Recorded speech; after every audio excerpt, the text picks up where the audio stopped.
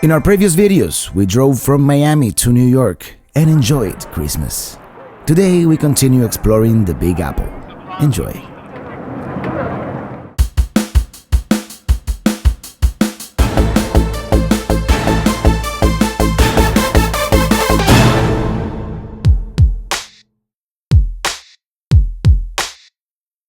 We check out from our hotel near Times Square. It is our intention to spend the rest of the day exploring the city from behind the wheel. We drive east on 48th Street and then turn left onto 6th Avenue, surrounded by a sea of taxicabs. We once again arrive by the corner of the Radio City Music Hall.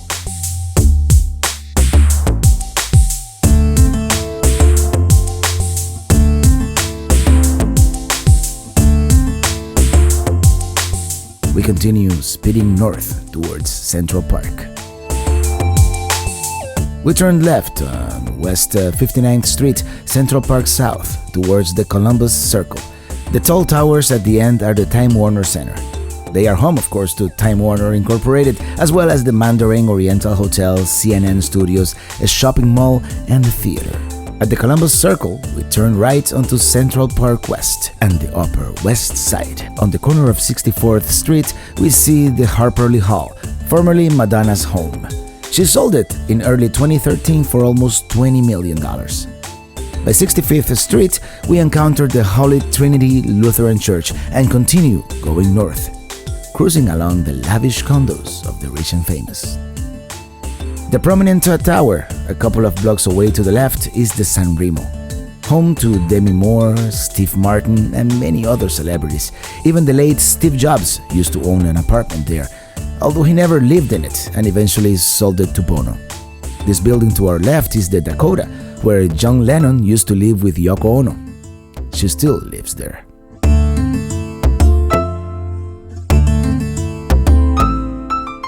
The New York Historical Society, the American Museum of Natural History, and this massive building in front of us is the Beresford, home to Diana Ross and Jerry Seinfeld. I don't know about you, but I've seen enough celebrities for one day. Suffice to say that in order to live in any of these buildings to the left, you need to have some serious dough. Seriously. And as Central Park ends at Frederick Douglass Circle, so does the luxury. And it's time for me to fill up. I mistakenly pulled up to the full service pump. We don't have those where I live. It was a costly mistake. We continue on to Harlem, a major African-American residential, cultural, and business center. During the 1920s and 30s, there was a great artistic movement in theater, literature, and music called the Harlem Renaissance. And ever since, it has been up and down with periods of crime and great violence and calmer periods like the present. It is still mostly a poor neighborhood with all the problems that come with that. Contrary to popular belief, this was not the birthplace of the Harlem Shake. As we turn right on 135th Avenue, we are going into the Spanish Harlem.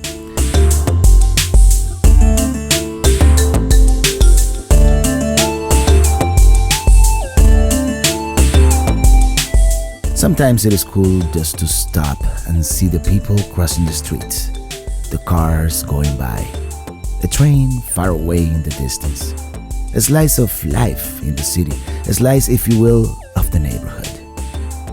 We go back south on 5th Avenue and continue zigzagging east on 134th Street, south on Park Avenue, which in this area goes right next to the railroad tracks. We turn west on 106.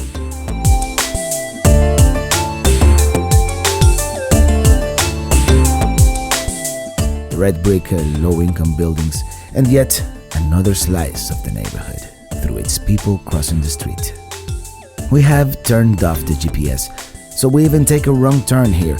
Sometimes, though, it is good to get lost.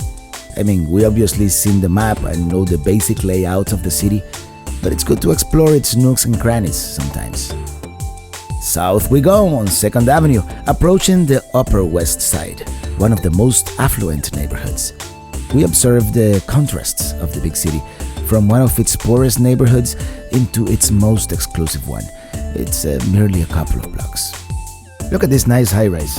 Wouldn't you like to live there?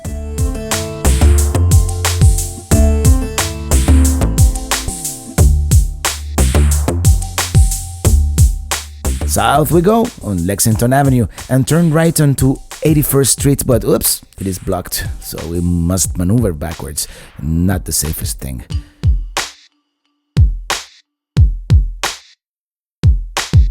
We turn right again 2 blocks down on 79th.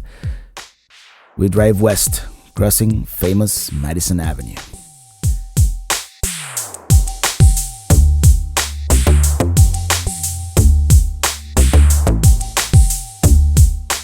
We reach Central Park. Here's another slice of city life, a little different this time, wouldn't you say? We turn left on 5th Avenue, going south, one of the most famous avenues in the city. 5th Avenue divides Manhattan into east and west. It has been called the most expensive street in the world. Just as we start approaching the south end of Central Park and the shopping section of this avenue, a light snow starts to fall, as predicted by the Weather Service. We are from South Florida, so the slightest bit of snow is a major event for us. It is very exciting, even if the snow melts as soon as it hits the ground. And it starts to fall a little harder. We approach the corner of 59th Street and 5th Avenue, the southeastern corner of Central Park. This is where the famous Plaza Hotel is located, and also the famous Glass Cube Apple Store.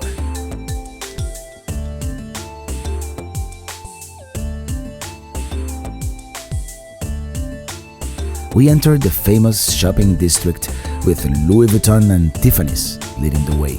Yes, it is Tiffany's from the Audrey Hepburn movie. I think that every major luxury retailer has a boutique within these 10 city blocks.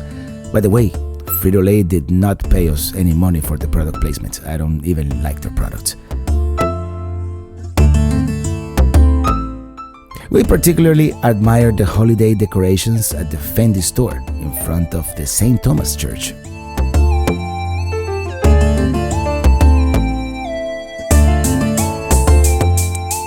We continue passing by Cartier and the St. Patrick's Cathedral, which is under renovation.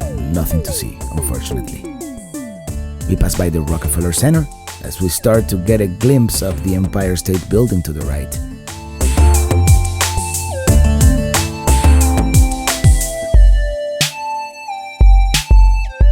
And we continue going south along 5th Avenue in Midtown. To our right, the New York Public Library.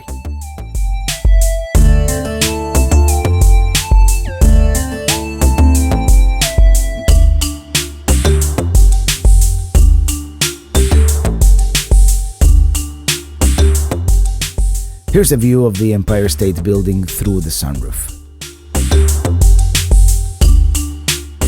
We entered the Gramercy Flatiron District. At its heart, Madison Square and the iconic Flatiron Building, one of the tallest in the city at the time of its completion in 1902. Across Madison Square Park, there is the Metropolitan Life Tower, which was the world's tallest building between 1909 and 1913, only to be surpassed by the Woolworth Building. The snow starts to fall even harder now.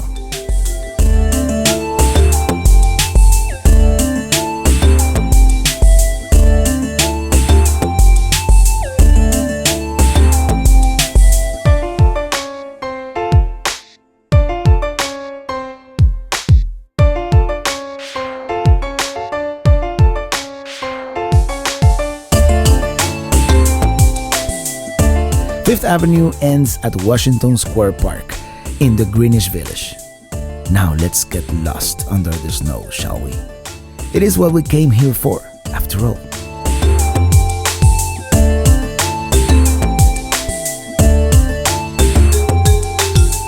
All this area is part of the New York University, but of course we didn't know that at the time. We turned left onto Green Street and then right on 8th Street. The Cooper Union Library to the right. This black cube is called Alamo, and it was sculpted in 1967 by Tony Rosenthal. It is a popular meeting place here in the East Village. We continue going east on 8th Street until we reach Tompkins Square Park.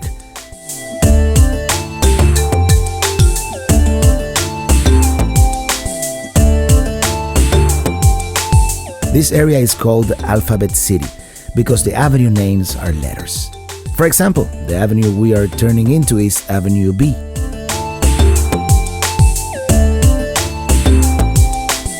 We go further south on Avenue C, Louisiana Avenue, until we reach Houston.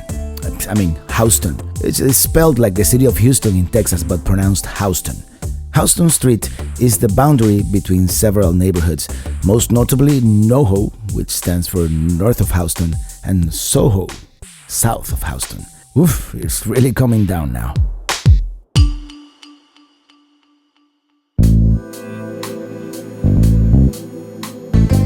We go back north on 6th Avenue, also called the Avenue of the Americas. We turn left or west onto 16th Street and then south on 7th. And west on 11th Street, right at the intersection with diagonal Greenwich Avenue, in order to see the neighborhood away from the main streets. We make a right on Hudson, and then back south on Bleecker into the heart of the village.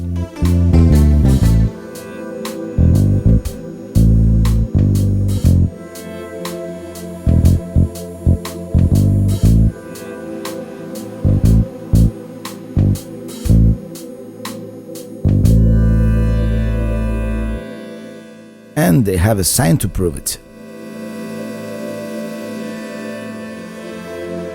We eventually go south on Broadway towards Chinatown. We get a glimpse in the distance of the Woolworth Building, as I mentioned before, the tallest building in the world for several years. Eventually we turn left or east onto Canal Street, the main drag of Chinatown. But before immersing ourselves in Chinatown, let's turn left right here onto Mulberry Street to see a little bit of Little Italy. Little Italy is basically just a couple blocks and perhaps a little too touristy. Even the fire hydrants are painted in the colors of the Italian flag. It's very picturesque.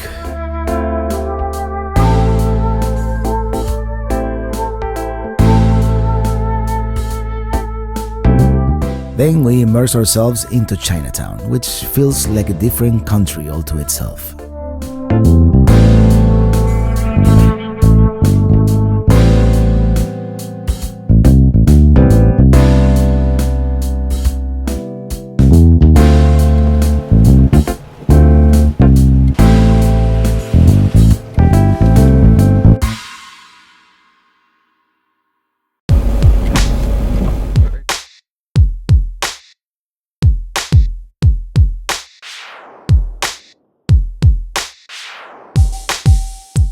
We decided to continue towards downtown, under the pouring snow. The snow, however, doesn't deter the tourists from taking a picture with the famous Wall Street bull sculpture. The bull is a symbol of financial prosperity, and sometimes just optimism, wishful thinking. Ever heard of a bull market? We are actually a couple of blocks away from actual Wall Street and the stock exchange, but it's getting late, and I've been driving for hours. We are tired and hungry.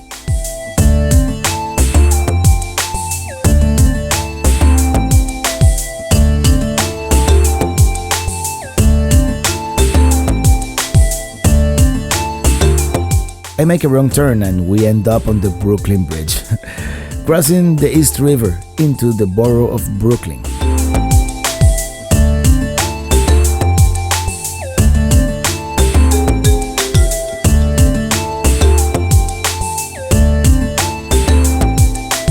At this point, we are not really in the mood for sightseeing, so we just turn around, take the bridge back to Manhattan.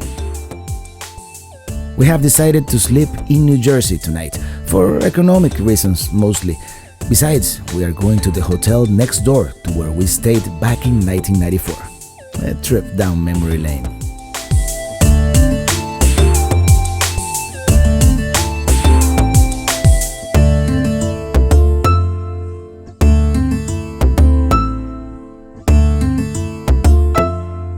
After getting stuck in rush hour traffic, we are able to take the Holland Tunnel to the New Jersey shore. I have no video of the rest of the day, but let's just say that because in South Florida we don't really invest a lot of money in tires, I almost paid for it, as the streets in Jersey were more than a little slippery due to all the snow and ice.